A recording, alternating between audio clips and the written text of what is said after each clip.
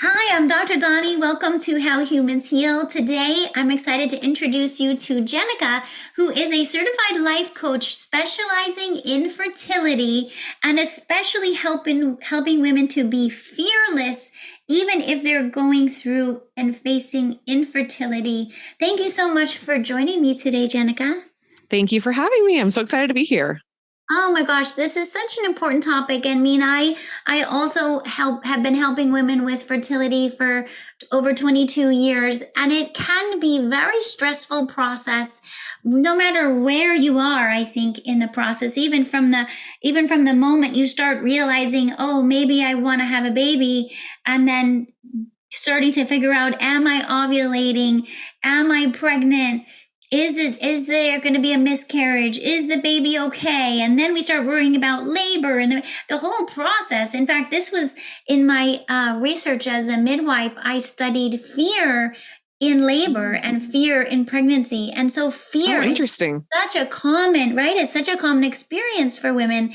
And so I'm Yeah. so glad that you're bringing attention to this and sharing your story. So tell us a little bit more. Like, I know that hmm you've been so vulnerable to talk about your what it was like for you to go through the fertility process. And so tell us more about that. What inspired you to want to help women with this?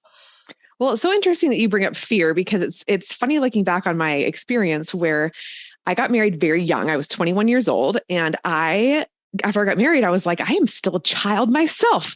I am not going to be ready anytime soon to have a baby. And so that wasn't even on my radar for several years. And for me, honestly, I thought the big obstacle would be getting that motherly instinct. So when I did, I Mm, think I was around 26, 27, and I thought, oh my gosh, okay, here we are. I got through it. I want to be a mom now. This is great news and it's just going to happen. And I think that so many people experiencing infertility, I think probably one of the hardest things about it is just that it's so unexpected. So mm, you plan so much of your life and you expect so much of your life, mhm. and you assume that when you want to start a family, then it will happen for you typically, unless there's something indicating otherwise in your health when you're growing up. And so my husband and I started trying, and a year passed by and nothing happened. And I wasn't too worried about it, honestly, at the time, because I was so naive thinking that, well, there's infertility treatments. And when you do infertility treatments, they just work. And lo and behold, they did not work. So we did three Mm, IUIs, which is artificial insemination. And then we did an egg retrieval and transferred one embryo during a round of IVF, which did not work.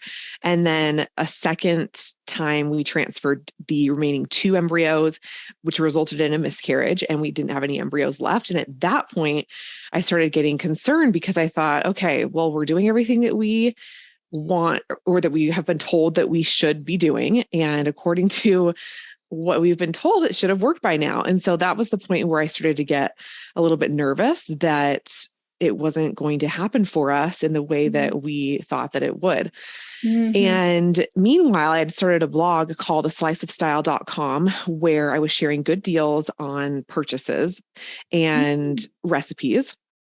And I wasn't sharing about my infertility experience at all because I just honestly thought I'd share it when it was over because I just thought it'd be over a lot quicker than it was. And after experiencing infertility for a year, I just really felt compelled to share our story. But at the time, this was back in 2015, I didn't know a ton of people going through it, and I didn't feel super comfortable talking about it.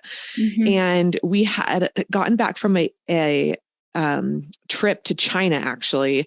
And I was up with jet lag one day, or I guess one night, I shall say. And it was like 2 in the morning. And I wrote out our whole story. And I've always loved to write, and it just felt really therapeutic. And then I felt drawn to share it. And I was hesitant about that because it was something that was so close to my heart. And I didn't want to say the wrong thing or be criticized or feel like, I don't know, it was just such an uncomfortable thing that I hadn't planned to share. But I ended up hitting publish a few weeks later, and I was blown away at how common it was and how many women said, me too. Thanks for sharing. It's so nice to know I'm not alone. And unbeknownst to me, it helped me to not feel alone as well, because going through this by myself and really not telling a whole lot of people, the weight was feeling very heavy on my shoulders. And I didn't realize, because it felt like it piled up slowly over the months. Yeah. But as soon as I shared, I kind of felt like the weight was shared across so many people, and people were praying for us. And it was like this really hard thing that I had been not really intentionally trying to carry on my own, but carrying on my own. I mean, I think a lot of women do. Yeah, absolutely. And I just think it's because partially out of fear, like you had mentioned, and then I think partially out of the unknown and just not expecting to deal with this and not really knowing how to process it. And so fast forward, that summer I was traveling in Canada, and long story short, was walking down a little boutique lane, essentially, one night after dinner. And I saw this book called 100 Gathered Thoughts for My Beautiful Child. And it was this author's book to her children with like a cute little note at the bottom expressing what she would want them to know. And I thought, what a beautiful way to document. So come that fall, I started writing letters on my blog to our beautiful child. And we had switched over to a different doctor and started the whole IVF process again. And that's how we documented it. And people were really invested because so many people could relate to it. And I think it was refreshing because not a whole lot of people were really talking about it at the time as well. And we ended up getting pregnant with twins that time. We did a few different things during our IVF cycle that enabled us to have healthier embryos. And we have a boy-girl twins now. And then I just felt really really drawn to help women with infertility. And it's cool to look back on it because it was just baby steps. You know, I think I had started my blog and God wanted me to help women with infertility, but I didn't know I was even going to experience infertility at the time that I started my blog. I just felt kind like of unfolding in front of you in the moment. Yes, exactly. And so I was able to join a nonprofit, and we raised a lot of money for women with infertility. And then I started listening to podcasts because I broke my toe and the only thing I could do was bike. That was the only thing that didn't hurt my toe. And I thought initially that podcasts were for boring people. And little did I know they are not for boring people. They're so interesting to listen to. I love them. But I got sick of listening to music on my bike ride. So I started listening to podcasts. And then I started listening to this podcast called Better Than Happy by Jody Moore. Literally 2 weeks before I randomly ran into her on a street corner. She doesn't even live in Utah, but we were at an event, attending the same event, and we just ran into each other. And I said, "Oh my goodness," started listening to your podcast. She's a life coach for for women in the LDS church. But I loved her podcast. It helped me so much. Being a life coach wasn't even on my radar at the time. You know, I was starting a product business that helped women with infertility. And anyway, it's just cool to look back and see. So long story short, I ended up feeling just really compelled to help women with the mental aspect of infertility, helping them with their relationships with themselves and with other people so that their infertility doesn't get in the way of happiness. And even though it's a really hard thing, I think you can also learn so much from it, and you can also live a really joyful life even while experiencing it as well. So I now have a podcast called Fearless Infertility, and I do one-on-one coaching for women with infertility. And it's just a really big part of my life is helping other women through that experience. It's so beautiful. It is such a beautiful gift. And to find, wow, it was really a calling for you. You realize in the process, wow, I can help others by sharing my story and by helping them navigate their journey. And I definitely think, as you're mentioning, so many women, I mean, many cultures in the world, we're kind of taught to not talk about pregnancy until we're kind of through the first trimester, which means that a lot of women are alone with it. They are often not even telling their family members or their friends, or, maybe only their practitioner, but the practitioner only has so much time to really be present with them. And so I think a lot of women are navigating this journey and all of the ins and outs and the fears and the unknowns on their own. And I'm so glad you're starting to change that. And I agree. I would love to, that's why I'm glad to do this episode here with you and say, hey, if you're out there struggling with fertility and you're feeling alone, please know that Jenica and I are here for you. That, that we don't want you to have to feel alone. It's not essential for you to feel alone. In fact, I might argue that it might be working against us to be feeling so alone. It's interesting to me that it's when you shared your story that your IVF ended up being successful, because it's like, I know what I found with my migraines is I struggled with migraines for a couple decades, and I didn't tell anyone I was having migraines. And it was when I started talking about the fact that I was having migraines, because I was so ashamed, right? That happens with pregnancy too. We feel ashamed about not being able to get pregnant or losing a pregnancy. And so if we can let go of that shame and just be accepting that we're human and we're going to have these experiences as humans, and we might as well be there for each other through those experiences, that's when the migraines went away, is when I started talking about them. So it's, just to know that there's something about the letting go. And I actually, and I'm interested in your take on this. Again, I mentioned my research of fear and stress in pregnancy taught me so much that it's when we are, if we have too high of cortisol and adrenaline, then labor doesn't progress well. And also if we have too little cortisol and adrenaline, labor doesn't progress well. So the message is that we need, as humans, we need an optimal amount of cortisol and adrenaline for things to go smoothly. And what I've ended up finding is the same is true with fertility.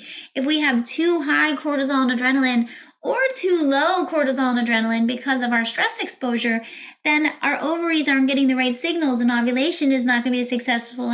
And even with IVF, it's not going to be as successful because our system is in a stress response. And the challenge is, when you're going through fertility treatments, it's stressful, right? Because you've got all these appointments and all these treatments and the timing and it's just like, it's probably one of the most stressful things I see my patients go through is fertility treatments. And so you're going through this stressful experience trying to not feel stressed, because the stress ends up inhibiting your fertility, right? So it's really a catch-22. How do you help your clients navigate that? You know what I mean? That catch-22 of stress with fertility. For me, I've learned so much. I think this is the best question, because I think with resistance comes, you can't process it. And so I think for me, the number one thing that I would recommend, both to myself, because I've experienced it myself and benefited so much from it, and from anybody else that is experiencing something that is not ideal or that they wouldn't wish upon themselves, is to accept it. And that's a really hard thing to do, because when something is not going the way that we planned it, it's very easy to say that this should not be happening. And I wish I wasn't in this position, and something's gone terribly wrong. And in doing that, we're resisting reality. And in resisting reality, you can't process it because you're not accepting what is. And so I think that it's interesting, because in telling yourself that I shouldn't feel stressed all the time and I shouldn't be here, it just amplifies it, because instead of going through it, you're trying to shove it in a closet and pretend that it's not there. And so for me, just really accepting that this is my reality. And although I wouldn't have chosen it, regardless, it is what it is. And I can then determine how I want to handle it by accepting it. And that can look like many different things. That one, I think that just processing through those negative emotions and realizing that all human beings experience it. I believe that we experience at least half negative emotions and half positive emotions throughout the course of our lives. And I think that as human beings, we're designed that way, and we're supposed to feel that way. And I think that there's a lot of beauty in it as well, because you think about those times, like this comes up for me a lot because I live in Utah and it's very cold half the year. And for me, I just appreciate the summer so much because of the winter. And I compare that a lot with my emotions as well. I'm like, my life would be essentially boring. It would be very like linear, flat, if I didn't experience the hard times, because then I wouldn't even know what the good times or the happy times were. And so I think just accepting that nothing's gone wrong and that you're a normal human being when you are experiencing sadness or pain or heartache or whatever uncomfortable emotion you technically wish you didn't have to feel, just realizing that nothing's gone wrong and to feel that. And I do think that's so funny that I actually didn't even think about that before, that the IVF cycle that worked was the one after we had shared. I'd never thought about that before until you said it. And it's so interesting too, because I feel like during the first year of experiencing those infertility treatments and them not working, I didn't know the model that I coach on now. I hadn't been through life coach certification. And I genuinely thought that feeling negative emotions was bad and that I should feel happy all of the time. And when I wasn't feeling happy, that something had gone wrong and that I needed to fix it.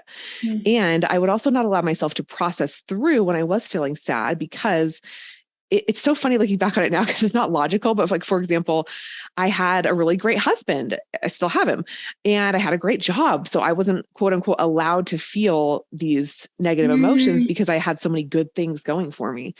And so I think by accepting the reality of, wow, I thought this would work. I thought we'd be pregnant by now, but we aren't. This is what it is. What can I do? What can I control?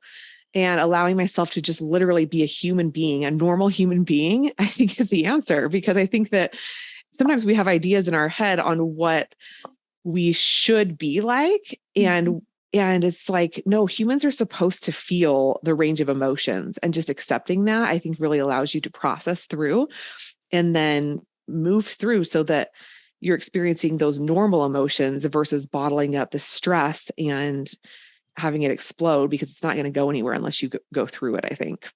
Yeah, it's such a good point. That's why we say what we resist persists, right? If we resist it, then it's sticky. So if you feel yourself in that resistance, it's like, okay, how do I just soften around this? And I love how you're talking about like how we sometimes resist the reality.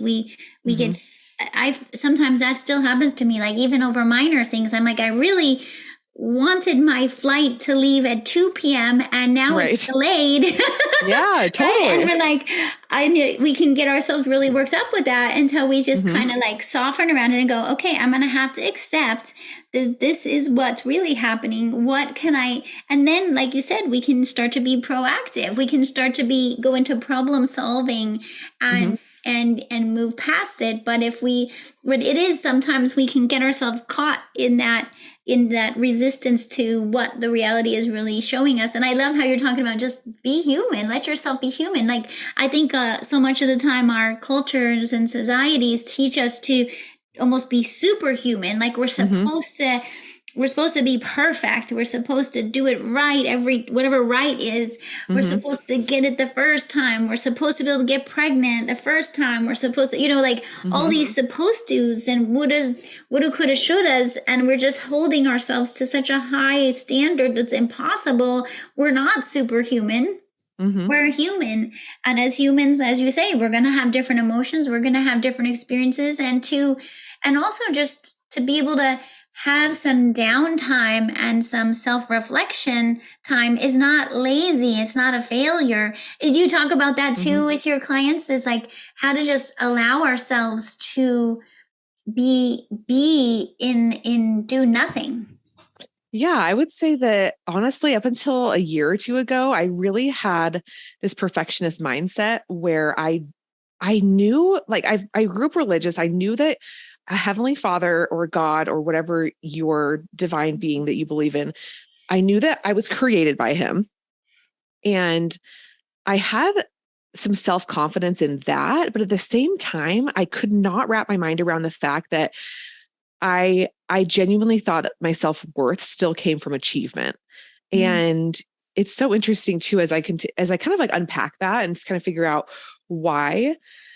I think a lot of it had to do with I'm just kind of an anxious person. I have anxiety. And so like understanding how that affects me, I would think I was driven a lot by that. But I think that when I was listening to someone the other day talk, I went to this little women's retreat, and they said, you can never get enough of what you don't need. So you can be constantly seeking and seeking and seeking and trying, and it will never feel like enough because you don't need it. And I think that for me is accomplishment. And tasks. And so I think that I love what you said about kind of slowing down and giving yourself space to rest, because when you do, I think you can really align with what you're supposed to be doing.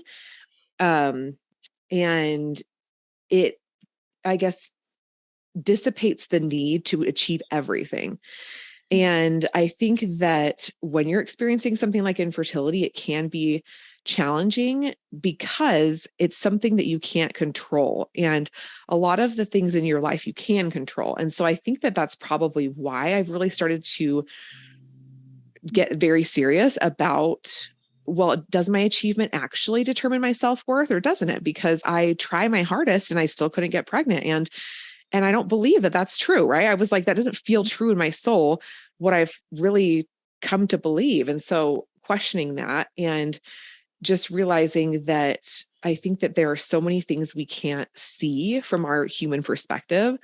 And there are so many experiences that I think maybe we'll understand one day. For example, even looking back, like I mentioned at the beginning of this interview, that looking back, it's very obvious that I started my blog and this platform to help women with infertility before I even experienced infertility. I had no idea, you know? And so I think for me, keeping that in mind is so important, and staying present is so important for me, because ideally, it seems like a really good idea to be able to control everything. But in reality, you're just going to drive yourself crazy because you can't possibly control something that you don't understand fully with your limited perspective in the current moment. Something a lot of people don't know is that too much stress can actually create an abundance of health problems like high blood pressure, high blood sugar, anxiety, migraines, insomnia, even fertility issues. This is because high stress puts your adrenal glands on overload. They release cortisol and adrenaline, which controls your digestion, hormones, immune system, energy, focus, and even your emotional response. So how can you beat stress when you don't know where to start? That's why we have a free 7-day stress reset program. It's designed to help support weight loss, digestive healing, and hormone balancing. It includes support for integrating self-care, daily tips come to you by email and video, gluten-free, dairy-free meal plans, as well as grocery shopping lists, journal pages, and more. This free program will help you beat stress and put you on the path to wholeness in your body. Get your plan now for free at drdoni.com.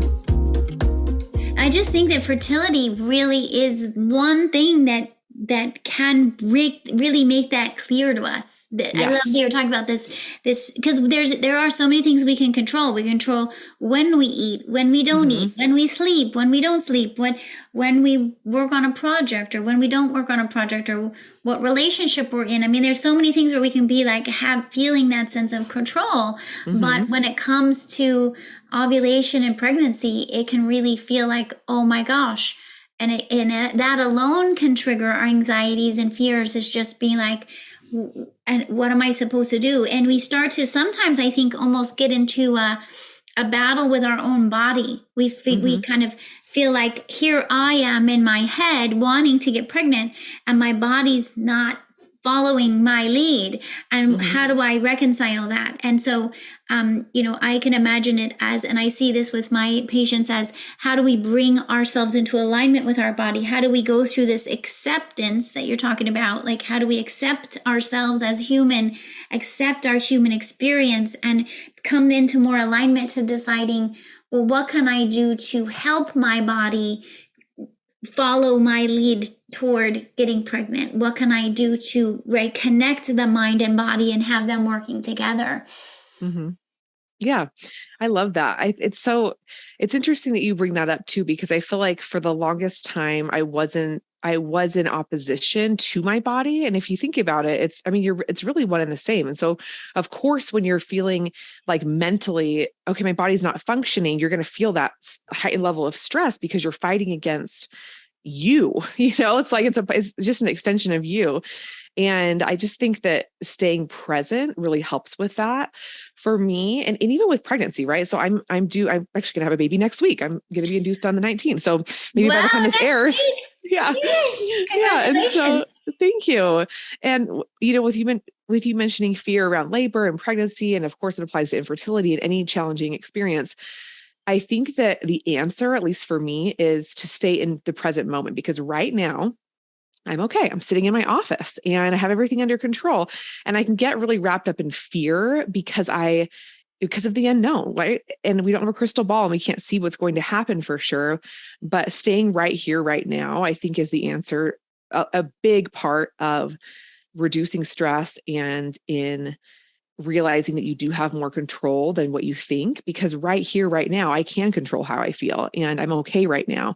And also looking back in the past, I can see evidence where, well, I've always been okay in the past too. Yeah, I've gone through some hard things, but I'm still here and I've survived them. And I've felt really hard emotions and I've survived those too. And so I can look back at it as evidence of my strength and say, okay, well, okay, I think I'm doing okay. I think we're all doing okay, you know? I love what you said earlier too. It reminds me where sometimes we compare to someone else that we're observing and we're like, well, I should feel okay because of my marriage or because of my financial status or because of what my job, or when we start to think, well, I shouldn't feel this way. But again, just allowing ourselves to be like, yeah, no matter what, as humans, no matter where you live or no matter your circumstance, you get to experience these human emotions and experiences and to have support through them. Tell us more, Jenica, like when you work with your clients one-on-one, how does that, like, in case someone listening is like, how does that look? What does that look like to have your support? So some support throughout infertility or like me specific. Yeah, for like if you're supporting a client through their infertility process. Mm-hmm. So what I'll do and what I think a coach will do is hold space for their experience. And so someone will, for example, like on a given call, say I'm doing like a one-on-one coaching call, someone will tell me something that they're currently experiencing, and we'll get very specific about that circumstance. And the crazy thing about coaching is it's basically like having a third party, non-objective person see what you're actually creating for yourself. And so like we'll wake up in the morning, for example, and I think most of us will have good intentions, right? We don't think we're self-sabotaging ourselves. We have these thoughts that we think are creating the result that we want, and yet we're not getting what we want, and it's confusing to us. And so for me, what I'll do is I'll take a look at what's happening. And it always comes down to your thoughts. So you have a circumstance, and the circumstance is always neutral until you have a thought about it. Because, we think about, say, for example, in the next state over, there's a hurricane. Until I know that it's even a thing in a reality, it's neutral for me because I don't even know it exists. So that's how we know that statement is true. And so then when I find out about it, I can think thoughts like, oh, that's horrible, or that's scary, or whatever it is that will allow me to feel a certain way. And so a client will tell me about a certain circumstance they're experiencing. Say, for example, they have a conversation with their in-laws about their infertility and they feel uncomfortable about it for whatever reason. And we'll dissect why based on their thoughts. And the thoughts will always allow them to feel a certain way. And then they'll act a certain way based on how they're feeling. And those will be the results that they are creating for themselves. And it's so fascinating too for me because, for example, we'll go back to the should thought, right? I should be feeling happy. Well, when you think I should be feeling happy, it's like a judgmental thought about yourself. It seems so innocent, right? It seems like, well, yeah, I should be happy. So that'll create happiness for me. But you break it down and you say, well, how do I feel when I think that? When I think that thought, it feels very critical and judgmental. So I feel maybe shame or I feel guilty. And from that feeling, I'm creating things that have nothing to do with actually feeling a different way or a better way. And so basically what I'll do is help them see what they're actually creating for themselves, which is super eye-opening because, again, like I said, we don't wake up and think I'm going to self-sabotage myself and I'm going to, try to think this thought that's not going to get me where I want to go. Most of us think we're doing the best. Well, we are doing the best we can, but most of us think that what we're doing is creating results and we're confused as to why they're not creating. So I help them see what they're actually creating, and then we can change that based on that new perspective if they want. Yeah, so I hear you connecting what our thoughts are, how those thoughts can lead to feelings, and those feelings can manifest in our reality, right? So if we bring more awareness to that, we can start to catch ourselves, right? Because so much of the time we do this day in and day out quickly we're not aware or conscious of, and we're just looking at our reality going, this is not what I wanted, this is not how I want to feel, right? And we might even be finding ourselves feeling more, say depression or anxiety because but we're like confused about why that is. And it sounds like what you really guide people to do is just sort of slow down enough and pay attention to say, oh, what was the thing that triggered that thought to begin with, that set it into that domino effect that led to the outcome that you're experiencing, right? Yeah, exactly. It's so, yeah, it's so just cool. like eye-opening. And I love listening to other people be coached too. I'm actually a part of a coaching program where I'm a member, and it's just like, it's so fascinating. And I feel like it's one of those things where it's like brushing your teeth. You don't brush your teeth once and you're done. You need to continue to practice and see what you're creating for yourself. And I continue to feel more empowered as I continue to do that. And it's just a really cool thing to realize how much power we actually have over creating whatever we want in our lives. It really is. And then what happens is sometimes once we realize that, we realize how much power we have, and it's almost scary. We're like, oh my gosh, if I have this much ability to create what's going on in my life, what do I want? Right? We have to kind of sit with, what do I really want in my life? Yeah, absolutely. And I think it's good, like you said earlier, just to take that time for reflection and rest, and to realize that for me, comparison is not helpful, and to really look internally for what we want in our lives versus externally, because there's a lot of really amazing things to choose from. And I think that honestly, as women, this is kind of like on a little tangent, but I think as women, that's what our challenge is these days, at least here in America, for most of us, is that the opportunities are so endless that it is hard to narrow down what we want to create, because we could do anything. Yeah, it is. And then we have to really know for ourselves, because otherwise sometimes we find ourselves in our lives at some point going, oh my gosh, why did I choose this? Or this isn't really what I wanted. And then we then need to kind of have that courage to shift it and choose differently. Right? Like, so wherever you are right now, wherever you are in your life, you might be like, when you have a moment of reflection, you'll be like, oh my gosh, this isn't exactly what I really wanted to create. Now, how do I want to do this differently to then shift it, and to know that that's possible, that it's never stuck the way it is. Yeah, I love that.